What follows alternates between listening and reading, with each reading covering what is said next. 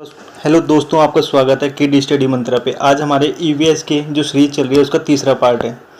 इसमें आज हम सीटेट के वही ईवीएस के नोट्स जो उसके दो पार्ट हम कर चुके हैं, उससे आगे पार्ट हम इसमें जानेंगे। और ये ईवीएस के नोट्स जो हम ईवीएस के जो हमारी सीरीज चल रही है ये न्यू एजुकेशन पॉलिसी 2020 के अकॉर्डिंग है। सबसे पहले शिक्षकों को बच्चों को बाल विवाह के बारे में बताना चाहिए। शिक्षकों को बच्चों बताना चाहिए कि बच्चों की जो शादी की जो आयु होती है, लड़कों की 21 साल, लड़कियों की 18 वर्ष की होनी चाहिए। उससे पहले क्या होता है कि जो शादी करना गैर कानूनी माना जाता है।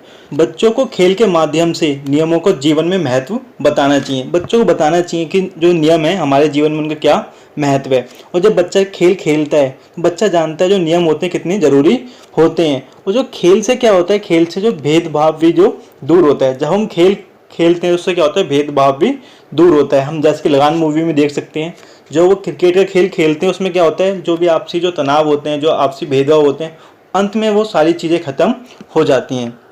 हम देखते हैं कर्णव महेश्वरी। अब कर्णव महेश्वरी कौन थी? कर्णव महेश्वरी एक वेट लिफ्टर हैं। वह आंध्र प्रदेश में रहती हैं और उन्होंने 12 वर्ष से ही वजन उठाना चालू कर दिया था और अब वह 130 केजी तक वजन उठा लेती हैं।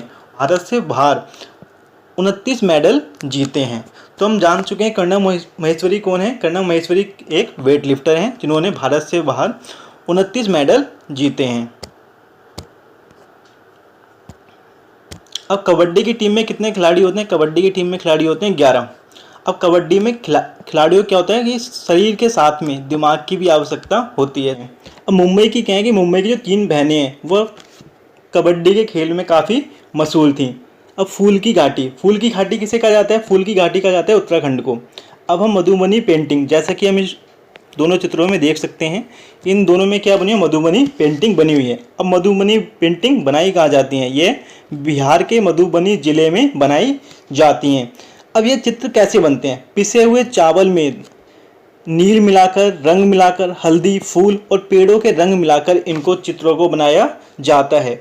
और ये चित्र इंसानों के, जानवर, फूल, पंछी, मछलियाँ और अन्य जीव जंतुओं के बनाए जाते हैं।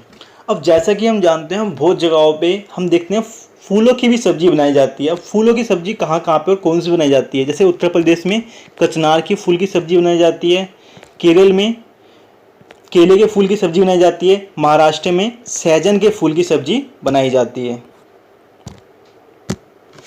अब गुलाब जल, अगर हम गुलाब जल को और ग्लिसरीन को बराबर मात्रा में मिलाकर लगाएं तो उससे क्या होता है कि सर्दियों में जो त्वचा फटती है वह नहीं फटेगी।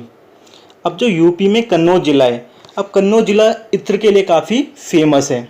जब कन्नौज जिला के बारे में पढ़ेंगे उसमें वहाँ पे किस किस चीज़ के लिए फेमस है? वह कन्नौज जिला गुलाब, इत्र और केवड़ा के लिए फेमस है।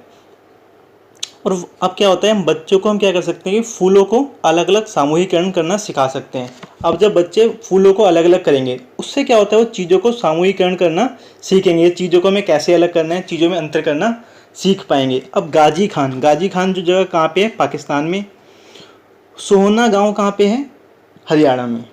अब क्या होता है, जो बच्चों को हम पुराने मकानों की जानकारी कहाँ से देंगे? जब हम बच्चों को पुराने मकानों की जानकारी देने के लिए कहेंगे तो उनसे बच्चों को कह सकते हैं कि अपने घर में जो बड़े बुजुर्ग हैं उनके पास जाओ, उनसे पूछो कि उनके समय में मकान कैसे बनते थे।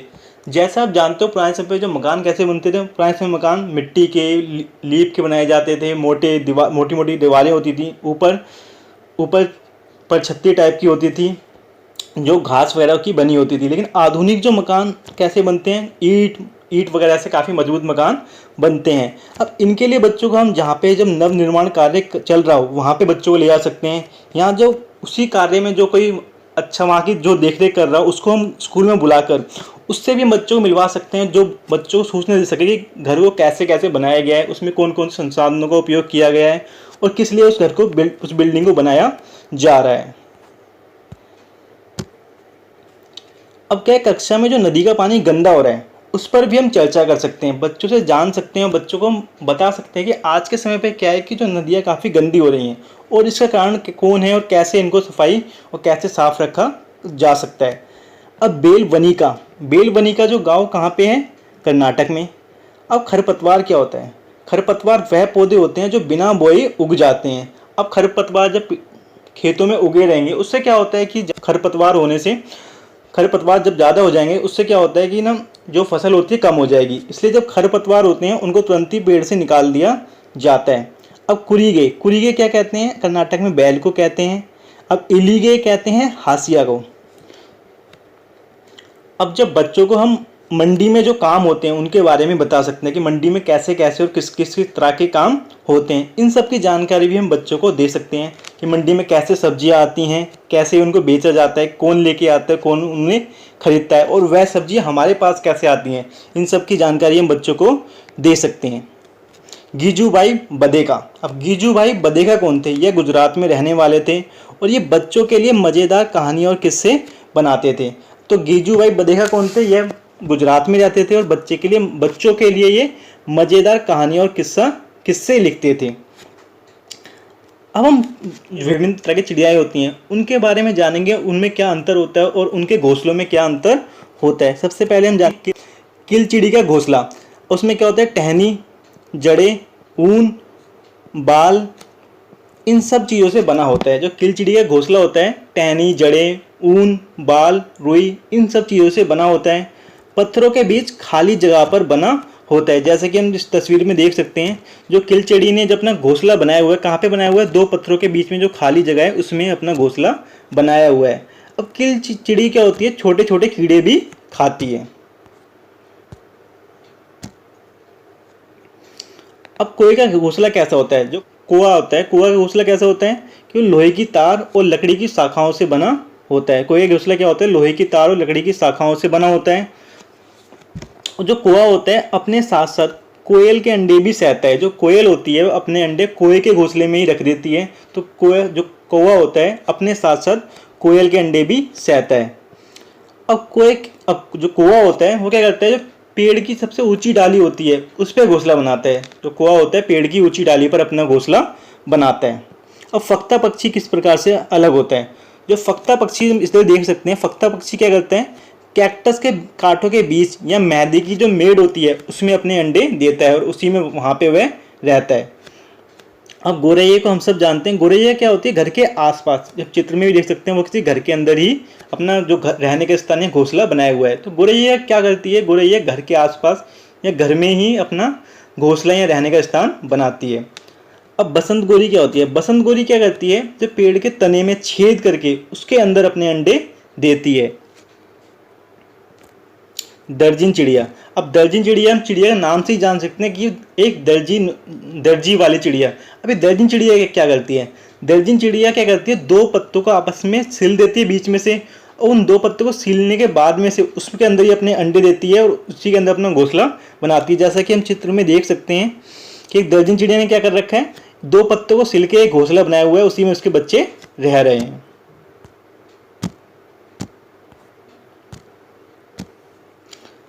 अब शक्करखोरा क्या होता है? शक्करखोरा जो पक्षी है वो क्या करते हैं कि पेड़ की डाली पर एक लटका हुआ घोंसला बना, जैसे हम इस चित्र में देख सकते हैं। जो शक्करखोरा ने क्या कर रखा है? पेड़ की डाली पे एक लटका हुआ घोंसला बनाया हुआ है और ये पेड़ काफ़ी छोटा होता है, पतला सा होता है। और जो उनका घोंसला होता है बारीक घास से, पतली टहनी से, सूखे पत्ते से, रुई से, पेड़ की छाल से, टुकड़े से और कपड़ों के चीतड़ों से बनाते हैं। तो इन सब से शक्करखोरा होता है अपना घोंसला बनाता है और क्या करता है? वो पतले से पेड़ या किसी नाजुक से पतले पेड़ पे एक लटका हुआ घोंसला बनाता है। वीवर पक्षी क्या करता है? वीवर पक्षी क्या करता है कि जितने भी नर वीवर पक्षी होते हैं वे अपना अपना घोंसला अलग अलग बनाते हैं। जैसे हम देख सकते हैं यहाँ पे बहुत सारे घोंसले बने हुए हैं।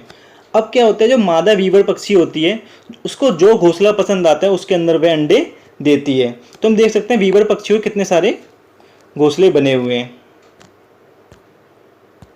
थैंक यू वीडियो देखने के लिए। और हमारे इसी सीरीज का चौथा पार्ट भी जल्द आएगा। Thank you.